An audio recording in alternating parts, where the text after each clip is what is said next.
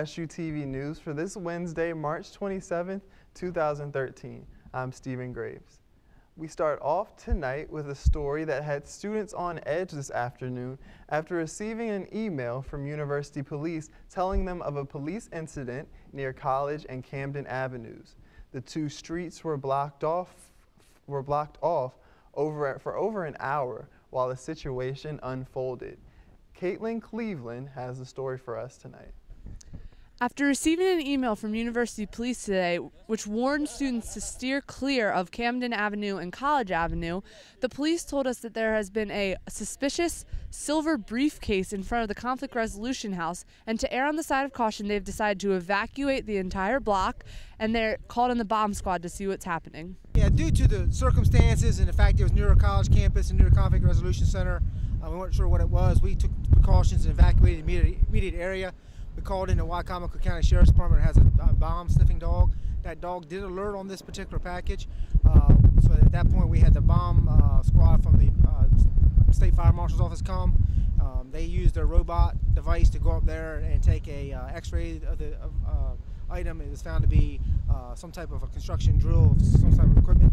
So at that point, they went ahead and took care of the device, and everything's been fine. Everything's been clear. Thankfully, within about 45 minutes, everything was cleared up. With SUTV News, I'm Caitlin Cleveland. And with the citywide elections approaching, the candidates met for the last time in the Wycomico room before the votes are taken in next week's election. SUTV's Eli Motlin covered this forum and brings it to us tonight.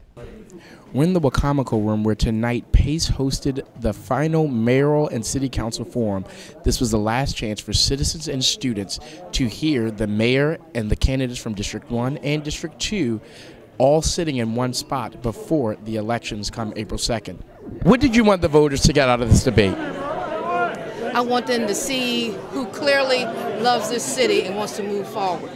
For everyone, young, old, business community too. Choosing the right candidate, listening to what the candidate is saying, but also when you listen to a candidate, you have to do some research. What are your plans over the next week or so to get your message out there and to get voters out there on Election Day? I'm really glad you asked that, and I'm sorry I didn't mention it earlier tonight. My plan to get voters out there is we are going to continue to knock every single day on doors of the voters of Salisbury, just like I've done every single day for 3 months. For 90 days since I said I'm going to do this, I've been knocking on doors. I've been knocking on doors, talking to voters, sharing my ideas and listening to their ideas. Bottom line is I'm doing the best I can to spread my platform and the message of economic development and rebuilding Salisbury by bringing businesses here. It's important everybody understand that businesses, tax-wise, revenue to the city are 7 to 1 versus a residence. So for every business, you're raising 7 times more taxes than you would a residential home. I'm excited about the last couple weeks, ready for a big election night party, a good turnout. Probably somewhere between 26–32%, somewhere around those is what I'm expecting. From the Wycomico room, this is Eli Modlin for SUTV News. And starting tonight, we take on a new segment which gets universities around Maryland involved. SUTV's Kim Newcomb is here to speak more about this segment. So thank you, Kim, for joining us. Thank you, Stephen.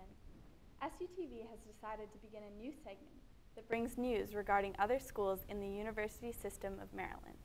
These schools include UMES, UMBC, and Towson, to name a few, as well as Salisbury University.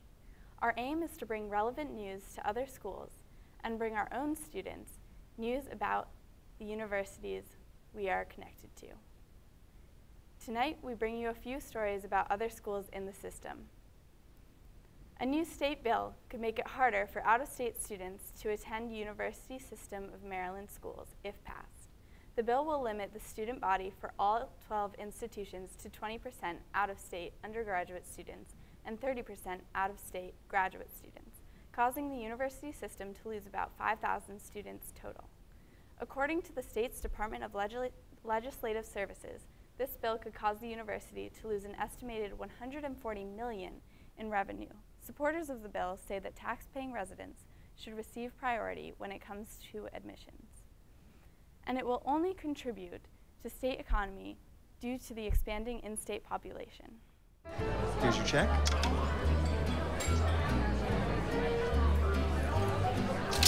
Oh, you got it. You know, since I got rid of my car, I really enjoy walking. Okay. God, no. Getting pulled over for buzz driving could cost you around $10,000 in fines, legal fees, and increased insurance rates. Oh, you're home early. You live with your mom? That'll set your game back a few years. Buzzed, busted, and broke. Because buzz driving is drunk. And now to continue our segment on what's happening around campuses around Maryland, Kim Newcomb is back with another update for us. Thanks, Stephen. According to Towson University's student newspaper, The Tower Light, a group called the White Student Union will begin nighttime patrols on campus to protect other students from possible attackers. The organization was founded last year by Matthew Heimbach, a current senior and the president of WSU. The group is controversial in the community, and while it is not affiliated with Towson University, the university has allowed the group to use university resources and facilities. The patrols are intended to provide safety and security to vulnerable students walking across campus alone at night. And the University of Maryland has had a very successful basketball season this year. The men's team is advancing to the NIT semifinals that will take place in Madison Square Garden. This will be their first trip to the semifinals since 2005, and they are seeking their first title since 1972. In order to advance, they had to beat the University of Alabama, which they did with a 58-57 final score. The Lady Terps are advancing as well in the NCAA Women's Basketball Tournament. They had a win over Michigan State on Monday with a final score of 74-49. As the fourth seed, they will face first seed UConn in the Sweet 16 game this Saturday. And that's all for this segment tonight, but be sure to stay tuned for next week as we share more news about the University System of Maryland. Thank you, Kim, for that. And today, the Supreme Court heard the last of the oral arguments on the Defense of Marriage Act, which allows federal benefits only for heterosexual couples. It appears as though the 1996 lawsuit put in place during the Clinton administration will be struck down after comments from some of the justices. And last week, comedian Dan Savage visited Salisbury University to perform for our students. SUTV's Kat Murphy went to the event and brings it to us tonight. We're here at Purdue Hall where MTV's Dan Savage has come to Salisbury University to talk to students about sex. And I always like to say that I am an advice columnist, which means I work in a question and answer format. So I have no prepared remarks. I'm just going to answer your questions. That's what I do. There's such a closed-mindedness around the topic of sex. It's so taboo that, like, we need somebody who will come in and be uncensored like he is and talk about, like, everything under the sun so that it becomes not as taboo anymore. I mean, it is a very sensitive subject to some, and so the humor definitely helps to make it funny and easier to talk about. Because that's when most people start to become very sexually active, is in college. They have some autonomy, they have a little bit of money, and it's when people get into trouble. It's when young people, young adults are figuring out what they really like, what they really want to do, who they really want to do, and they start examining their tastes. But what if they're not the one? What if I haven't met the one? Yeah, what if I, marry him or her, and then the one comes along, and I'm stuck with the not the one? I love coming to college campuses. The world is kind of a big blurry quad right now for me, because I go to a lot. But just the energy and the questions, and it keeps me on my toes. And I'm 48 years old, and I write a column that's mostly read by people in their 20s, and I need to make sure it stays relevant. From Purdue Hall, this is SUTV's Kat Murphy. Thank you, Kat. And be sure to stay on the lookout as SOAP brings two more comedians, Nick Pike and Adam Ace, to the university in late April for students to enjoy. And Salisbury University makes history as they welcome the first chapter in 33 years of the Alpha Kappa Alpha Sorority Incorporated. The new Mu Chi chapter held a coming out ceremony in the Wacomico Room 2 weeks ago as their family and friends all watched and supported them in this historical event.